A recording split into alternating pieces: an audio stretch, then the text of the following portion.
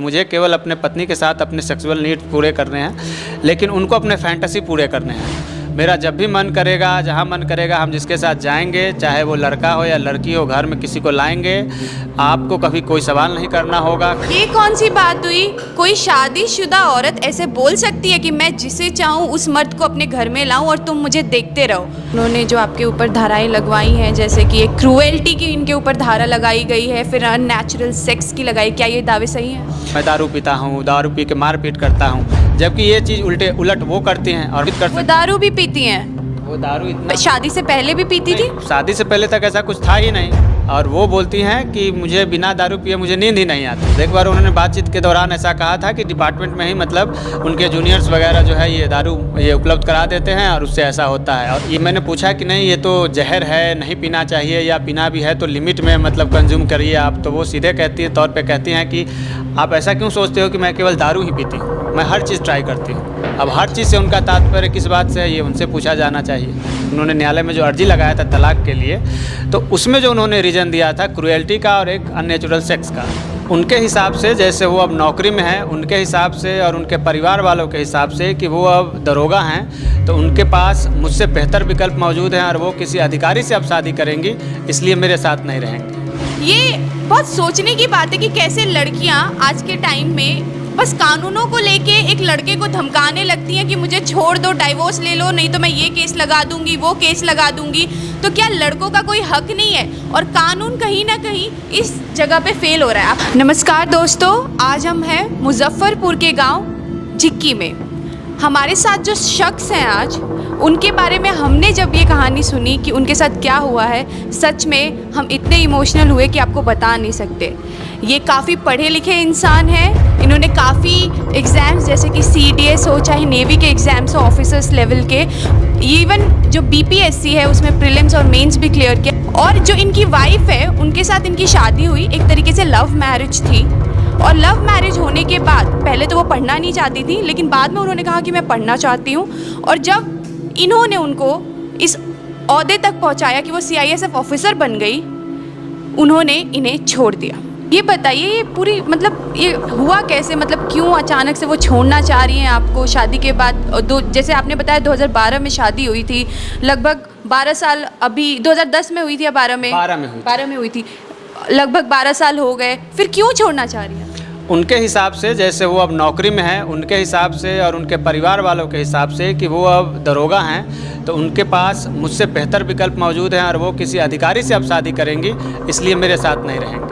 बस एक यही रीज़न है या कुछ और भी बताती हैं वो आपको? जैसे वो रीज़न ये देती हैं, उनके घर वाले ये देते हैं, लेकिन उन्होंने न्यायालय में जो मुझ पर जैसे अब किसी और से शादी करने के लिए पहले मुझसे तलाक लेना होगा, तो न्यायालय में उन्होंने जो केस एक बार किया था, जैसे उनका केस अभी हाल फिलहाल 21 जून को ख़त्म हो गया, अभी न्यायालय में कोई ऐसा नहीं है। उन्होंने न्यायालय में जो अर्जी लगाया था तलाक के लिए, तो उसमें जो उन्होंने रीज़न दिया था क्रूएल्टी का और एक अननेचुरल सेक्स का, तो और उसके अंतर्गत बहुत सारी बातें उन्होंने बनाई उसमें, जबकि उन्होंने जितने मुझ पर एलिगेशंस लगाए हैं सारे चीज़ें वो करती हैं और उनके खिलाफ मेरे पास ये सारे एविडेंसेस हैं। लेकिन वही है कि मैं रिश्ता बचाना चाहता हूँ, तो मैं ये तलाक के लिए नहीं गया हूँ। यानी कि ये रिश्ता बचाने के चक्कर में ये वो एविडेंसेस सामने नहीं ला रहे, क्योंकि इन्हें लग रहा है कि मेरी जो बीवी की इमेज है वो ख़राब हो जाएगी। ये अपनी बीवी के बारे में सोच रहे हैं, पर क्या इनकी बीवी इनके बारे में सोच रही है? आपसे उन्होंने कभी कुछ और जिक्र किया जिससे आपको लगा हो कि अब बहुत ज़्यादा हो गया हो? जैसे ज़्यादा तो मेरे लिए कभी नहीं होगा, क्योंकि हम उनको जितना मतलब प्यार करते हैं, वो पीछे क्या करती हैं, क्या की है, अगर आज से वो रहने आ जाएं, आज से साथ में मतलब हम लोग हो जाए, तो आज से पीछे वो कुछ भी की है, चाहे वो कुछ भी हुआ है, मैं बता रहा हूँ आपको, कोई फ़र्क नहीं पड़ता है कि उन्होंने क्या किया है। कोई फ़र्क नहीं पड़ता है। जैसा कि आपने हमसे जिक्र किया था जब हम बैठे हुए थे कि उन्होंने कई बातें आपको ऐसी अपमानजनक बोली जिनसे आपका दिल टूटा, वो बातें बताइए ताकि हमारे दर्शक भी जाने कि बात क्या है। जैसे अब ये उनका बहुत सारा शर्त है साथ रहने के लिए, या ऐसे कहती हैं जब मैं पूछता हूँ कि क्यों नहीं रहना है, तो अब वो कभी कहती हैं कि ये आपका अपने पत्नी के साथ केवल रहना हो सकता है, आपके लिए यही केवल मतलब आपको मतलब आपकी ज़रूरतों को पूरा करता हो। मेरा जब भी मन करेगा, जहाँ मन करेगा, हम जिसके साथ जाएंगे, चाहे वो लड़का हो या लड़की हो, घर में किसी को लाएंगे। आपको कभी कोई सवाल नहीं करना होगा, कभी कोई कुछ नहीं पूछना होगा। और हम लोग जब एक साथ रहेंगे तो भले एक घर में रहेंगे, एक छत के नीचे, लेकिन अलग अलग कमरे में रहेंगे। आपको हमसे मतलब नहीं होगा, हमको आपसे मतलब नहीं होगा। ये कौन सी बात हुई? कोई शादीशुदा औरत ऐसे बोल सकती है कि मैं जिसे चाहूँ उस मर्द को अपने घर में लाऊं और तुम मुझे देखते रहो? आप ये बताइए, आप इसके बाद भी चाहते हैं कि वो आपके साथ रहें? मैं उन्हें किसी भी परिस्थिति में अपने से अलग करने के लिए तैयार नहीं हूँ। जैसे कि आपने हमें बताया कि उन्होंने जो आपके ऊपर धाराएं लगवाई हैं, जैसे कि एक क्रूएल्टी की इनके ऊपर धारा लगाई गई है, फिर अननेचुरल सेक्स की लगाई, क्या ये दावे सही हैं?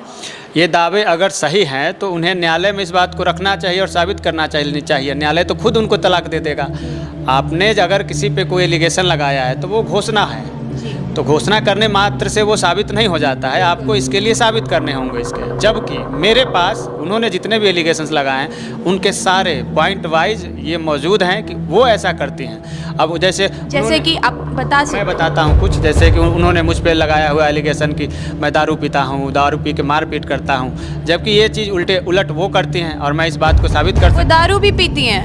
वो दारू इतना शादी से पहले भी पीती थी? शादी से पहले तक ऐसा कुछ था ही नहीं। और वो बोलती हैं कि मुझे बिना दारू पिए मुझे नींद ही नहीं आती है। तो ये कब हुआ? जब उनकी नौकरी लग गई या फिर जब शादी हो गई, शादी के बाद हुआ या नौकरी लगने के बाद? जी, डिपार्टमेंट में जाने के बाद। एक बार उन्होंने बातचीत के दौरान ऐसा कहा था कि डिपार्टमेंट में ही मतलब उनके जूनियर्स वगैरह जो है ये दारू ये उपलब्ध करा देते हैं और उससे ऐसा होता है। और ये भी है कि वो कहती हैं कि केवल जब मैंने पूछा कि नहीं ये तो जहर है, नहीं पीना चाहिए, या पीना भी है तो लिमिट में मतलब कंज्यूम करिए आप, तो वो सीधे तौर पे कहती हैं कि आप ऐसा क्यों सोचते हो कि मैं केवल दारू ही पीती हूँ, मैं हर चीज़ ट्राई करती हूँ। अब हर चीज़ से उनका तात्पर्य किस बात से है ये उनसे पूछा जाना चाहिए।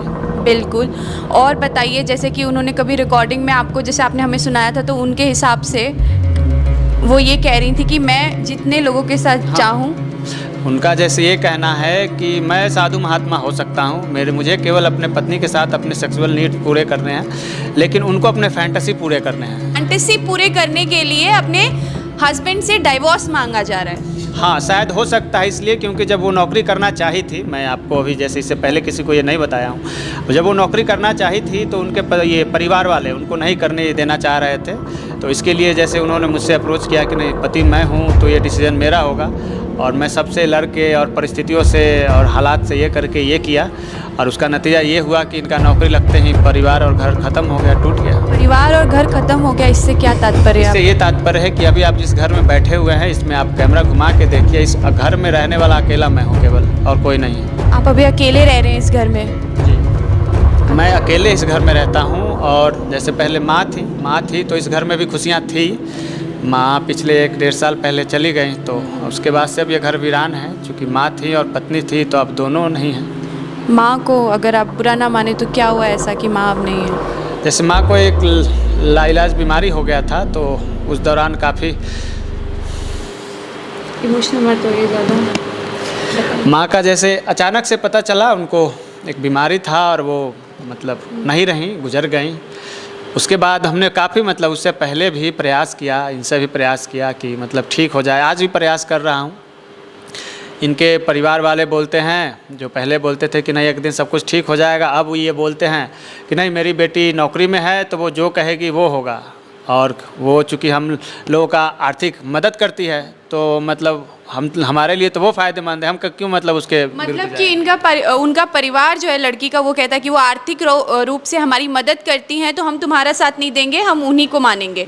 ये बताइए, जैसे आप बोल रहे हैं आपने माँ को खो दिया है, कभी आप सोचते हैं कि उसके पीछे जो मतलब उसका भी कुछ उसमें हाथ है कि उसकी वजह से ऐसा हुआ? अगर वो नहीं होती तो आप माँ के ऊपर पूरा ध्यान दे पाते और अपनी ज़िंदगी में थोड़ी जल्दी चले होते? अच्छा, जल्दी चले होते या सब लोग अगर एक जगह रहे होते तो माँ को कोई बीमारी हुआ भी था तो वो मतलब शुरुआती दिनों में हमें पता चल जाता, और शुरुआती दिनों में पता चलता तो हम उसका इलाज करा लेते। तो शायद मतलब मुख्य रूप से किसी को ब्लेम नहीं किया जा सकता है कि किसी एक खास व्यक्ति के कारण से ऐसा हुआ, लेकिन हाँ सभी लोग मिल के और एक परिवार की तरह अगर रह रहे होते तो मे बी क्योंकि आपने जो रिस्पॉन्सिबिलिटी उठाई, आप अपनी पत्नी के पीछे शायद अपने परिवार को थोड़ा सा, क्योंकि आप इतने ज़्यादा प्यार में थे तो शायद उस वजह से माँ पे इतना ध्यान नहीं दे पाए। हाँ शायद। अब वो क्या कहती है? उनका शर्त है जो मानने योग्य नहीं है अभी लगातार। जैसे अभी मैंने कुछ ये मेरे मतलब पिता के माध्यम से बात पहुंचाया गया कि वो लोग अब जो इनका केस ख़त्म हो गया है, वो लोग अब कहते हैं कि इस केस को अपने ज़िला में ट्रांसफ़र करवाएंगे, और जब मैं उनके ज़िला में जाऊंगा उस केस पे, तो वो लोग मेरा मतलब वहाँ पे मतलब मुझे सबक सिखाएंगे। वो लोग इनको सबक सिखाएंगे, मतलब इनको धमकियां भी दी जा रही हैं। आपके माध्यम से मैं माननीय न्यायालय से या जज साहब से ये मतलब अपना बात रखना चाहूँगा। मैं आर्थिक रूप से कमज़ोर हूँ, शारीरिक रूप से मैं बीमार चल रहा हूँ, तो मुझे भी अपना पक्ष रखने का अवसर दिया जाए, केवल इसलिए कि कोई लड़की चाहती है और केस को ट्रांसफ़र कर दिया जाए। अगर मैं उनके ज़िला गया, मेरा मतलब वहाँ पे मतलब मुझे जान मान की कोई क्षति होती है, या वहाँ जाके लड़ पाने में ही मैं मतलब असमर्थ रहूँगा, तो मैं कैसे अपना पक्ष रख पाऊँगा, मैं कैसे लड़ पाऊँगा। अभी ये बताइए, आपके बच्चे नहीं हैं? नहीं, हमारे बच्चे जैसे हमने सब कुछ प्लान कर रखा था ना, प्लान के हिसाब से जब जैसे आपका परिवार सब कुछ ठीक चल रहा होता है, परिवार कहने का तात्पर्य कि अपने पत्नी से रिश्ता ठीक चल रहा होता है, तो आप लोग सब कुछ प्लान करके करते हैं कि बच्चे किस साल में करने हैं, तो कब चाहती थी कि वो बच्चे करने हैं। जैसे कि जब हम लोग अपना एक घर किसी अच्छे शहर में ले लेते और कुछ हमारे पास सेविंग्स हो जाते, चूँकि बच्चा एक ये मतलब जिम्मेवारी है, ऐसा नहीं कि बस तुरंत बच्चे कर ले और बच्चे को ठीक से पालन पोषण नहीं कर पाए, तो उसके हिसाब से हम लोग चल रहे थे। सब कुछ ठीक था, बस अचानक से इनका नौकरी होता है, और उसके मतलब इसमें यहाँ तक कि इनके सगे लोग भी कहते हैं कि नौकरी में आ जाने के बाद से उसमें घमंड आ गया उनको। आप ऐसे बता रहे थे आपके पास कुछ फोटोग्राफ्स हैं जिनको आप नहीं जानते हैं आदमियों को, तो मतलब उनके साथ भी ऐसे बहुत सारे लोगों के साथ उनके फोटोग्राफ्स हैं। उनमें से कुछ के साथ तो उनके फ्रेंड्स सीधे कहते हैं कि इनका अफेयर है, और कुछ के साथ में मुझे नहीं पता है कि ये क्या है, लेकिन अलग अलग लोगों के साथ है, तो हो सकता है उनके साथ उनका अफेयर भी हो, और शायद कहीं इसीलिए मुझसे तलाक मांग रही हूँ। अच्छा, अभी आपका क्या मैसेज रहेगा उनके लिए, अगर वो ममता अगर ये वीडियो देख रही हो तो? अगर ममता ये वीडियो देख रही है तो सब कुछ मतलब ठंडे दिमाग से बैठ के सब कुछ सोचने का बात है कि आपको कहाँ से दिक्कत है, कहाँ से मतलब किस रूप में कोई दिक्कत होगा, केवल इसलिए कि आपका मन नहीं है। ये मतलब अन्याय है और क्रूरता है उनके साथ, उनके परिवार को भी। अगर देख रहे हैं आप लोग तो बैठ के विचार करिए। और लगता है कि हम जो बात रख रहे हैं समाज के सामने, मीडिया के सामने, अगर इसमें से एक भी बात गलत है, मुझे बुलाइए, मुझे बैठाइए, या मीडिया के सामने या समाज के सामने बात करते हैं हम लोग। अगर मैं गलत साबित हुआ, आप जो कहेंगे, तलाक कहेंगे या और भी कोई सज़ा देंगे मेरे लिए, मैं उस सब को मतलब भुगतूंगा, लेकिन बात होना चाहिए बिना मेरा पक्ष रखे एक तरफा कि हाँ मेरी बेटी नौकरी में है तो इसलिए वो अपने पति से अलग हो जाए, पति को छोड़ दे, ये अन्यायपूर्ण नहीं है। आप लोग विचार करिए ना एक बार कि मैं कैसे गलत हूँ। ये भैया अकेले इस घर में रह रहे हैं, और हमने इनसे जितनी बात की, हम इतना समझे कि पूरी तरीके से डिप्रेशन में, मानसिक रूप से ये कोई डिसीजन सही नहीं ले पा रहे हैं। साथ में इनके पीठ में भी, रीढ़ की हड्डी में प्रॉब्लम चल रही है, लिवर में भी प्रॉब्लम चल रही है। ये बहुत सोचने की बात है कि कैसे लड़कियां आज के टाइम में बस कानूनों को लेके एक लड़के को धमकाने लगती हैं कि मुझे छोड़ दो, डाइवोर्स ले लो, नहीं तो मैं ये केस लगा दूंगी, वो केस लगा दूंगी। तो क्या लड़कों का कोई हक नहीं है? और कानून कहीं ना कहीं इस जगह पे फेल हो रहा है, आपका ये मानना है? हाँ, जैसे महिलाएं अगर कोई बात लेकर न्यायालय में, कोर्ट में, कचहरी में, थाने में, समाज के सामने जाती तो तुरंत लोग मान जाता है, मतलब उस बात की सत्यता की जांच भी नहीं करता है, तुरंत मान लेता है। लेकिन पुरुष के संदर्भ में मतलब कहते कहते सब जगह अपना बात रखते रखते, लड़ते लड़ते पुरुष थक जाता है और न्याय मतलब मिलता ही नहीं है। क्योंकि अब न्याय जो आज नहीं हुआ, मान लीजिए मेरे जीवन का सबसे बेहतर 15 साल, 12-10 साल चलेगा, जिस टाइम में कोई भी अपना करियर बनाता है और उस करियर के आधार पर वो आगे की ज़िंदगी जीता है, मेरे जीवन से वही चला गया। अब अगर न्याय अभी से 10 साल बाद जाके मिले तो वास्तव में वो न्याय नहीं, एक छलावा होगा ना। बिल्कुल, हम चाहेंगे कि इस वीडियो को ज़्यादा से ज़्यादा शेयर किया जाए, ताकि इनके साथ जो हुआ आगे किसी और के साथ हो तो वो अवेयर रहें कि ऐसी भी चीज़ें हो रही हैं। और साथ में जो उनका डिपार्टमेंट है CISF के, कहाँ पोस्टेड है वो अहमदाबाद में पोस्टेड थी, मतलब जो मुझे लास्ट टाइम पता था। मैंने अभी कुछ महीनों पहले जैसे उनके डिपार्टमेंट को भी लिखा था कि मुझे इलाज के लिए जैसे दिक्कत हो रहे हैं, मुझे कुछ मेरे पत्नी के सैलरी से कुछ मतलब ये दिया जाए इलाज कराने के लिए। तो शायद उन्होंने, ये ममता ने अपने डिपार्टमेंट से कहा कि हमारा मामला न्यायालय में चल रहा है, विचाराधीन है, न्यायालय जो कहेगा उसके अनुसार हम चलूँगी। जबकि न्यायालय में केस उनका चल रहा था तलाक का, और मैं गया था डिपार्टमेंट के पास मेंटेनेंस के लिए। दो बातें हैं, न्यायालय में किसी भी तरह का मेंटेनेंस का कोई बात ही नहीं चल रहा है। उन्होंने अपने डिपार्टमेंट को बरगलाया और डिपार्टमेंट ने उनके बात को, फैब्रिकेटेड बात को मान लिया। जबकि ऐसा नहीं है। ये मेंटेनेंस आपका ये कहना है कि वो फैब्रिकेटेड बातें हैं? है ना। जैसे हमसे इसकी मतलब सत्यता जांचिए। जैसे मैंने आपको मतलब कोई कंप्लेन किया, आपने सामने वाले से पूछकर मुझे जवाब दे दिया, मुझसे भी तो सवाल करिए ना। मुझे मेरा पक्ष रखने का उनके विभाग को ये देना चाहिए था कि हाँ मैं भी अपना पक्ष रखूं, चूँकि और अभी वर्तमान में तो कोई केस भी नहीं है। तो अगर उनके जगह पे मैं होता, मेरे जगह पे वो होती, और उनकी जो मतलब डेली आवश्यकताओं की चीज़ें अगर पूर्ति नहीं हो रही होती, उनको जीवन जीने में, रहने खाने में, इलाज में अगर तकलीफ़ होता, तो यही डिपार्टमेंट मेरे सामने आदेश लेके आ जाता कि आपको अपनी पत्नी को अपने सैलरी से कुछ करना होगा। लेकिन चूँकि मैं पुरुष हूँ और शायद पुरुष होना कहीं ना कहीं अपराध भी है, तो मैं इस वजह से डिपार्टमेंट एक तरफा फैसला लेके कि मुझे डिपार्टमेंट ने यहाँ तक ये लिखा कि आप इनके ये ड्यूटी में शायद बाधक बन रहे हैं, आप न्यायालय के शरण में ही जाइए। उन्होंने ये बोला कि आप ड्यूटी में बाधक बन रहे हैं? शायद मतलब उन्होंने इस तरह से कुछ लिखा था, और मेरा मतलब मेरे सर्वाइवल पे प्रॉब्लम आ रहा है। मैंने उनको लिखा था कि ये this is the question of survival. ये सर्वाइवल का मतलब आप समझिए क्या होता है कि कोई जी नहीं पा रहा है, खा नहीं पा रहा है, लेकिन उन्होंने ऐसा कर दिया। तो शायद उनका विभाग उनसे, ममता से, अपने एम्प्लॉय से इन्फ्लुएंस्ड हैं या नहीं हैं, या प्रभावित है या नहीं है। विभाग को चाहिए कि मतलब सच्चाई का ये साथ दे और जो सही है वो करे।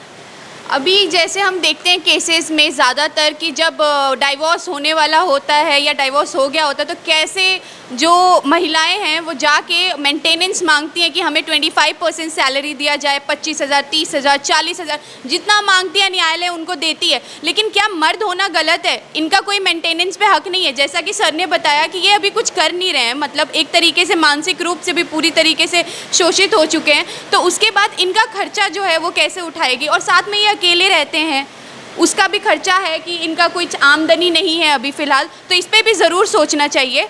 और हम चाहेंगे कि ये वीडियो आप ज़्यादा से ज़्यादा शेयर करो ताकि इनके साथ जो हुआ है वो सबको पता चले, और साथ में उनके डिपार्टमेंट को पता चले, न्यायालय में भी ये वीडियो जाए, और साथ में आप लोग भी कहीं ना कहीं इससे और अवेयर हों। अभी ये बात भी है कि कुछ लोग कहेंगे कि इतने इंटेलिजेंट हैं, CDS निकाला है, FCAT निकाला है, और जाके नेवी में एग्जाम्स निकाले ऑफिसर्स लेवल के, और बस इंटरव्यू में SSB के प्रोसीजर इतने हार्ड होते हैं कि कभी ना कभी इंसान एक दो वो लक का बात होता है कि छूट जाता है, और प्रीलिम्स मेंस भी BPSC में निकाला है। तो इस पे ये बताइए, मानसिक रूप से आप किस तरीके से अभी शोषित हैं? जैसे मैं शारीरिक रूप से अभी इतना बीमार हूँ कि मैं कोई भी काम कर पाने में असमर्थ हूँ। मुझे खड़ा होने में कठिनाई होता है। डॉक्टर्स के हिसाब से मुझे अभी अकेले नहीं रहना है, और मैं मुश्किल से खड़ा हो पाता हूँ, चल फिर कर पाता हूँ। शारीरिक रूप से जब मुझे इतना कष्ट है और मानसिक रूप से भी, तो इस समय मुझसे अभी कोई काम हो ही नहीं पाएगा। अभी मैं मुश्किल से, जैसे मेरा तो दिनचर्या का काम मुश्किल से मैं कर पाता हूँ। अभी मैं मतलब घंटों लगते हैं मुझे अपने लिए खाना बनाने में, और इस परिस्थिति में मैं नौकरी के मतलब कहीं अभी कैसे, अभी मुझे मदद की ज़रूरत है। बिल्कुल। और हम ये भी अपने दर्शकों को बताना चाहेंगे कि जब हम आए इनके पास ना, तो ये गेट खोल रहे थे और इनके पूरे हाथ में आटा लगा हुआ था गीला, मतलब ये अपना खाना भी खुद बना रहे हैं, हर तरीके से ये अपना काम अकेले कर रहे हैं। ये बड़े से घर में एक अकेला इंसान है जो पता नहीं कैसे रह रहे हैं। हर तरीके से माँ इनकी ख़त्म हो गई हैं, और बीवी ने इनको छोड़ दिया है, और बीवी ने जो छोड़ा है वो कोई ऐसी बात नहीं है कि इन्होंने उनको परेशान किया तो उन्होंने छोड़ा है। उन्होंने अपनी जो ये कहते हैं कि फैंटेसीज, अपनी इच्छाओं, अपनी महत्वाकांक्षाओं की पूर्ति के लिए, मतलब अपनी जवाबदेहियों से उन्होंने मुंह मोड़ लिया है। तो बताइए कि क्या ये सही है? हम आपके ऊपर भी छोड़ते हैं कि आप भी कमेंट करके हमें ज़रूर बताएं कि ऐसे क्या आप लोगों ने भी देखा है। और